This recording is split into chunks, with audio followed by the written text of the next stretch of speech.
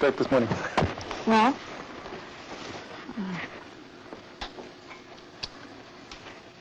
I want to tell you about something that I've been thinking about, and that it's a sharing more than telling you a problem. So often clients and counselors get the feeling that the relationship is one which must be filled only with problems. Sylvia gives a little indication of that. This is just a sharing, it's not a problem. And that is, I've just recently noticed in myself that I've been learning. And that's a big deal. I hear people say all the time, oh, I learned so much. I learned this and I learned that, and that was such a learning experience. And all these years that I've been grown up, I haven't felt any learning. And I say, well, what did you learn? And how did you know that you learned it? And it was a mystery to me. And just the last few weeks, actually I've been realizing the last year, mainly, is that I've learned some things. And I know I've learned them. And I know that, okay, that I'm at this point with a certain situation or idea, and that 6 months ago or 3 months ago, it was different. And so I'm feeling my learning. And that's really exciting. A relationship should be one in which good feelings have just as much place as bad feelings. And here she's bringing out some very positive feelings about herself, which is a healthy and valid part of a counseling relationship. It's always exciting to me to hear a client telling of positive steps which he or she has been taking. And here Sylvia sounds confident as she's doing something that she has decided to do in her own way, not necessarily following all the books, but doing what she feels and experiences as right.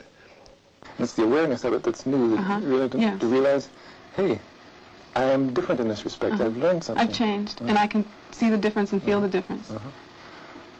What are some of those differences? Well,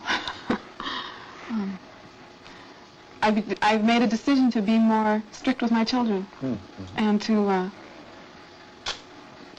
listen to them, but decide that I'm their mother and I know many things they don't, and that I will make many more decisions than I've made in the past. And sounds like you feel a bit stronger that way. Yes, and I've been trying it, trying being this more strict person, and it's working beautifully. They, at first, they have their little resistance or whatever it is, but then we go on with the program, which is my program more, and I feel a lot better about that as being helping children to adjust to the world. Sounds like you feel more like a grown-up mother. Capable of making appropriate decisions for them. And another area is sex. And I've done a lot of things in the past year, mainly year, that I haven't done before. That is, I've had intercourse with a few different men and put myself in situations that before I was absolutely unwilling to do because of my fears. And I've learned some things about myself. Like I know a lot more right now today about what kind of sexual relationship, what kind of intimate relationships that I want to have with men. And that feels good. Because, and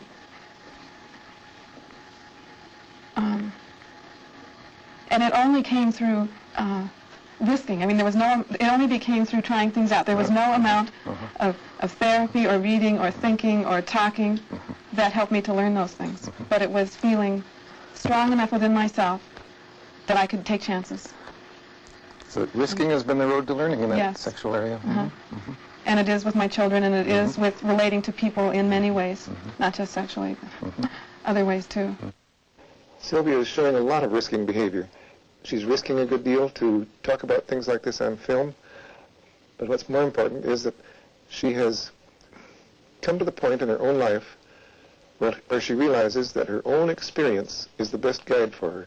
Not books, not therapy, not anything outside of herself. It is her own experience from which she can learn. And here she's learning in a very sensitive and personal area, and is willing to share that with us. Reaching out to people and approaching strangers, and taking all kinds of risks that you hadn't before. Some more, which I mean, I don't know about all kinds. But quite a few, and it's been exciting and hard. And I guess that leads to a deeper kind of learning, or a learning that you feel more sure of. I get a sense of assurance in what you're talking about. Assurance in you. One thing that has been true with Sylvia in every interview we've had is that she thinks carefully about what she says, she thinks carefully about what I say. And when what I say is not correct, doesn't match her experience, she's quite willing to correct me. She is very precise in both describing her own feelings and also in making sure that my response to them is also accurate. Well, yes and no. Right. And I feel more, I was saying before, I feel more immature and I'm more aware of my immaturity. Mm-hmm. They're both a part of each other. Mm-hmm. And I guess I'm concerned that it just sounds crazy to say that I feel more mature because I know more about how immature I am. Uh-huh. Well, that makes a lot of sense to me.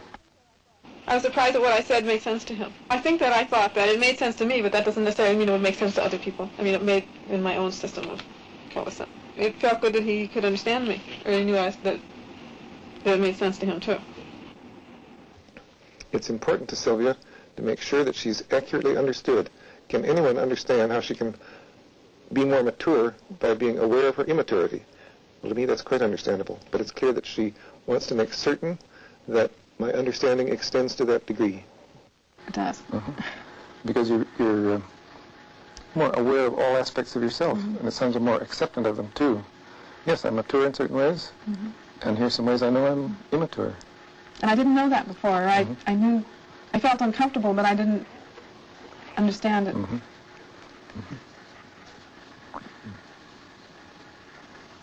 Mm-hmm. But that's related to something I've been thinking about, I think, about being here with you, and I'm telling myself two things.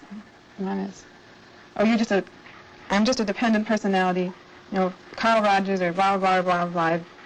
I don't run my own life. I mm-hmm. go for help a lot. Mm-hmm. And then I tell myself, I'm always being so strong and so together and having everything so worked out in my head that I don't allow myself to be helpless in a situation where it might be mm-hmm. good for me. Mm-hmm. Like right here now mm-hmm. with you, I would like to be more helpless, which to me means open, I think, mm-hmm. Mm-hmm. to us. And I see myself being together, not being helpless. Mm-hmm. I think at that time I was feeling concerned that I was just going to go through another session of being all in control of things and rattling on and on. I probably made a conscious decision that I have to do something to break that, and which was talk about it. Talk about my fear. My fear was, or concern, that I wouldn't learn anything. Sounds as though you voiced that as a conflict, but it sounds like really you're more on the side of the second aspect, that to be open and in that sense helpless and vulnerable, I guess might be a possible term too, is something you really believe that's what you are, rather than that you're a totally dependent person and really helpless and have to run for help. I sort of get the feeling you like mm-hmm. this aspect of you that is able to be with me in a way that is more open, more vulnerable perhaps. Well, I like it, and I also scold myself for being dependent. So mm-hmm. there's something mm-hmm. missing in the middle to mm-hmm. connect, mm-hmm. and it seems like you might have been talking about that, and I still didn't hear it. Mm-hmm. Mm-hmm. So really, to get it more accurately, you scold yourself for being dependent, for wanting to be here, for example, with me, mm-hmm. and yet at the same time you feel, no, that's good. I really like that. But where's the integration of those two points of view? Mm-hmm. That seemed to me like a very excellent, not paraphrase, but when he, tells me back what he thinks I meant, it solidified what I expressed in the previous comment about that there was something missing. It made more sense to me. That's right.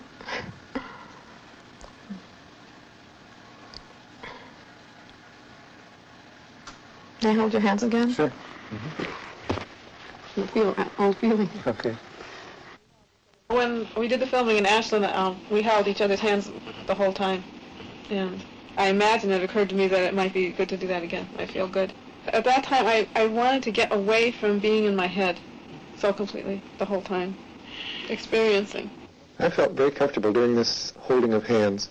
I'm reminded of a friend of mine who said that he did eye therapy, and in a sense, that's what this was. Our eyes were very much in contact, and I think as much was going on in a nonverbal way as in a verbal way.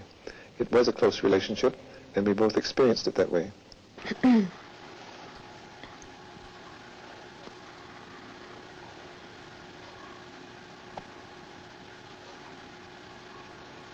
I would like to be less strong right now. Like I would like to give myself the gift of not having to be sensible and reasonable, and also the protection, protect myself. Really would be giving yourself a gift if you could just kind of let go and not be so competent and able.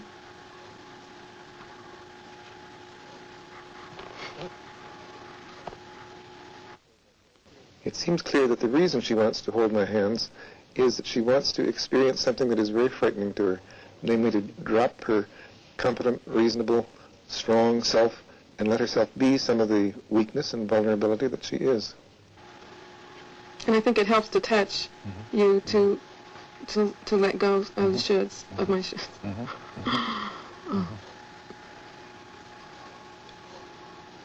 When you feel some contact, then maybe you can say, well, maybe I don't have to be so strong, so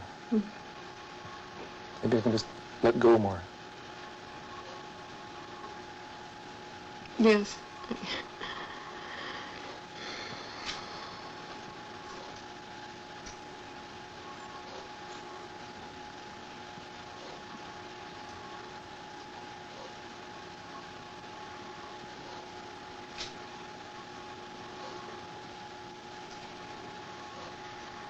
I want to get away from all my rationalizing right now this minute, and I don't know how to do that except to shut up. And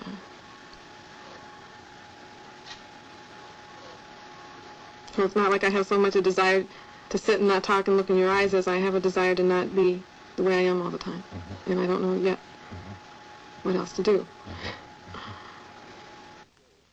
In the interviews that we held a year ago, the silences were very long, and Sylvia found a great deal of security and seemed to profit a great deal from holding my hands during the interview. And here she returns to the pattern of a year ago. It's another indication of the fact that these interviews with her perhaps rest more solidly on just the fact of the relationship than they do even on the content of what she's saying and talking about. You have to be kind of silent to let go of that rational and rationalizing part of you.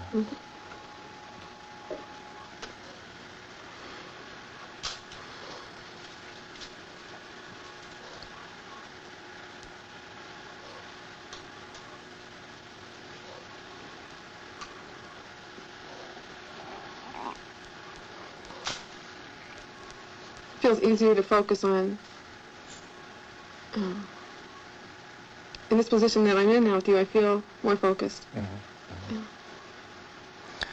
there any things that sort of come bubbling up? I know something I want to talk about. Okay.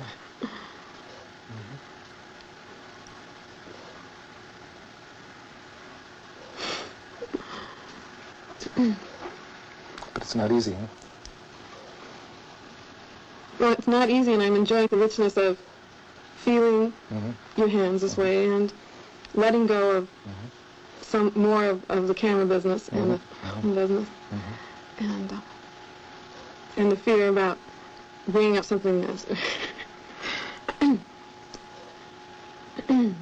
knowing that at 15 minutes it'll all seem I don't know, not quite as serious. It just had to take its own time for me to get to where I could feel like I could say the words that I needed to say.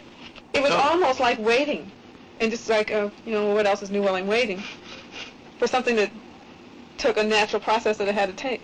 If anyone has a doubt about the value of silences, it should be removed by this interchange.